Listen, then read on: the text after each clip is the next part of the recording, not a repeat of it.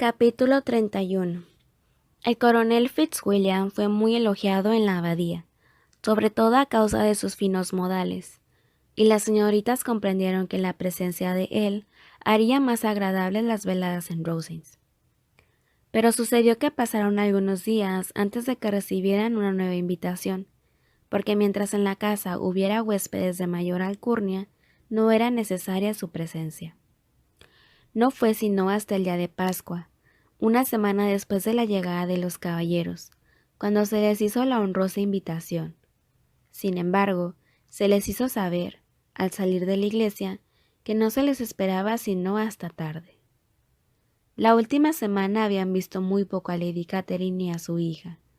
El coronel Fitzwilliam había visitado la abadía más de una vez durante ese tiempo, pero a Darcy no lo vieron sino en la iglesia.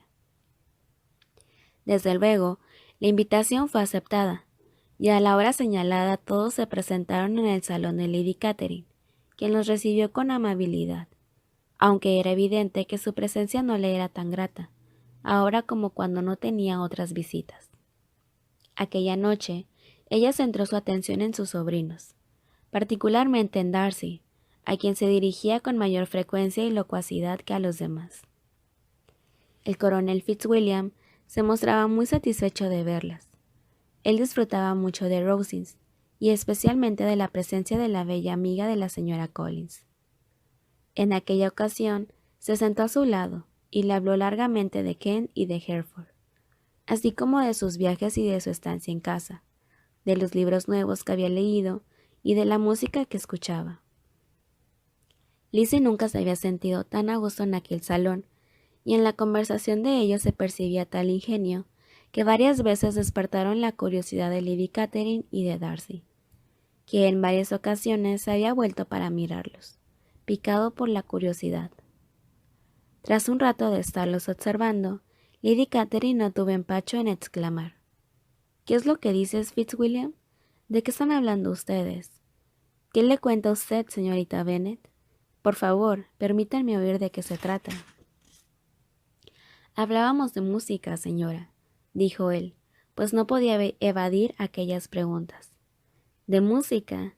Pues háganos el favor de hablar más alto. No hay tema de conversación que me agrade más que la música, y me gustaría intervenir.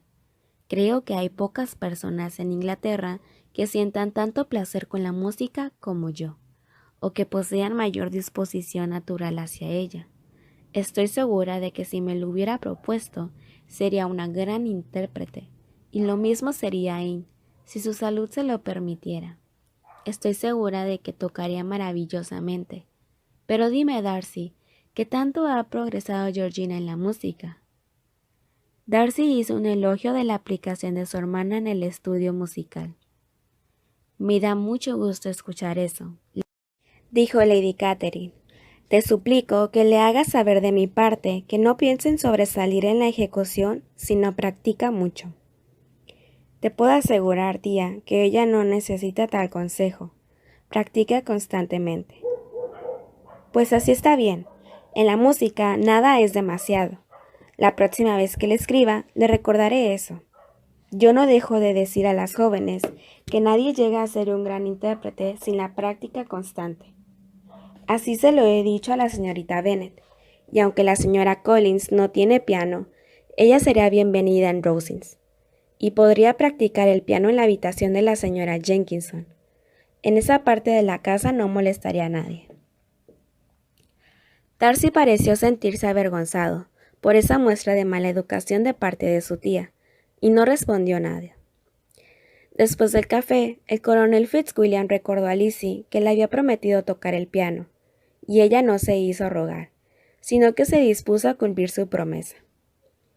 Él se sentó a su lado, y Lady Catherine puso atención solamente en media pieza, y siguió hablando, como siempre, ahora dirigiéndose a su otro sobrino, hasta que éste, con su habitual formalidad y de manera educada, se fue alejando de ella y se acercó al piano, en una posición donde podía contemplar el hermoso rostro de Lizzie, quien no pudo dejar de notar lo que había hecho, y, a la primera pausa, le dirigió una sonrisa significativa y le dijo: «¿Acaso cree usted que me inquieta? al venir a escucharme de cerca. Nada de eso. Yo no me amilano por saber que su hermana toca tan bien. Sepa usted que a mí nadie me asusta. Por el contrario, cualquier intento de intimidarme no hace más que estimular mi valor. No me atrevería a decirle que está equivocada, replicó él, pero yo creo que usted entiende que no es mi intención intimidarla. Tengo el placer de conocerla de tiempo atrás, y bien sé que le gusta expresar opiniones que en realidad no son suyas. Lizzie sonrió al escuchar esa opinión de ella y dijo al coronel Fitzwilliam: Su primo pretende que se haga usted a la idea de que no hay que creer una palabra de lo que yo diga. Lamento haber tenido la desgracia de dar con una persona tan sagaz y dispuesta a descubrir ante los demás la parte oculta de mi carácter, sobre todo en un lugar donde yo había creado la imagen de ser una persona veraz. Resulta muy desconsiderado de su parte, señor Darcy, mencionar en público lo malo que pudo usted descubrir de mi persona durante su estancia en el condado de Hereford. Y permítame decirle también que eso es imprudente de su parte, pues estimula mi deseo de tomarme la revancha, con lo que podrían salir a la luz tales cosas que sus parientes quedarían horrorizados al escucharlas. No le tengo miedo, replicó él, con una sonrisa. Haga el favor de decirme de qué lo acusa, intervino el coronel Fitzwilliam. Tengo gran curiosidad por saber qué hace mi primo cuando se encuentra en compañía de extraños. Se lo diré, pero debe usted prepararse para escuchar algo espantoso, pues sepa usted que la primera vez que vi a su primo fue en un baile, en Hereford, y en ese baile, ¿qué piensa usted que hizo? Pues solo bailó 4 veces, a pesar de que los caballeros escaseaban, y más de una señora estuvo sentada buena parte de la noche. Por falta de una pareja, ¿sería usted capaz de negar eso, señor Darcy? Pues no lo niego, pero debo decir en mi defensa que entonces no tenía el honor de conocer a ninguna de las jóvenes que allí estaban, con excepción de las que iban conmigo.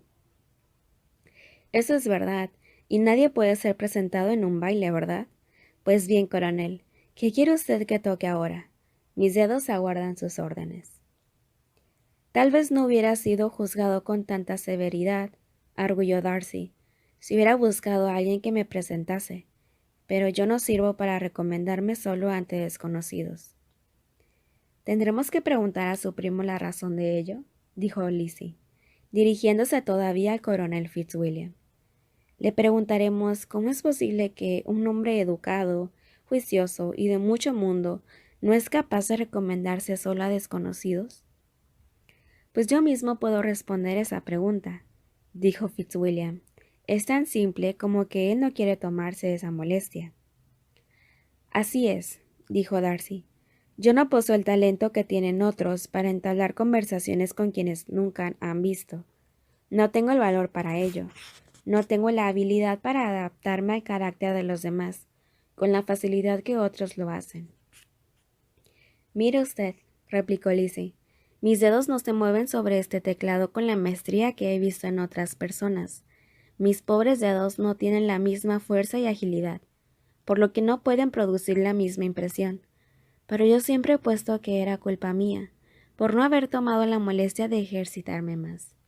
Yo no podría afirmar que mis dedos en sí mismos son incapaces de lograr una ejecución tan perfecta como la de otros. Darcy sonrió y dijo: Tiene usted razón. Ha empleado usted su tiempo de la mejor manera posible. Nadie que tenga el privilegio de oírla podría pensar que le falta a usted algo. Ninguno de nosotros hace comedias ante desconocidos. En este punto fueron interrumpidos por Lady Catherine, quien les preguntó de qué hablaban. En vez de responder, Lizzie volvió a tocar. Su señoría se acercó y tras escuchar por unos minutos dijo a Darcy: La señorita Bennet no tocaría mal si practicara más y hubiese tenido un buen profesor en Londres. Yo creo que tiene buenas bases y una noción correcta del movimiento de los dedos, aunque tengo que decir que su gusto artístico es inferior al de Anne. Ella hubiera sido una extraordinaria pianista si su salud no le hubiera impedido aprender. Lizzie miró a Darcy para observar su reacción ante aquel comentario respecto de su prima, pero ni en aquel momento ni en otros pudo inferir una seña de amor de su parte, y de este proceder y otros datos dedujo una conclusión, por lo menos amable para la señorita de Burgh, y fue que a él le hubiera gustado casarse con ella si hubiera sido posible. Lady Catherine no cejaba en sus comentarios insidiosos acerca de la destreza pianística de Lizzie, mezclándolos con instrucciones acerca de la ejecución y el gusto. Lizzie recibió esos consejos con la paciencia que es privilegio de la persona cortés, y, a petición de los caballeros, siguió tocando hasta que el coche estuvo listo y esperándolos para llevarlos a casa.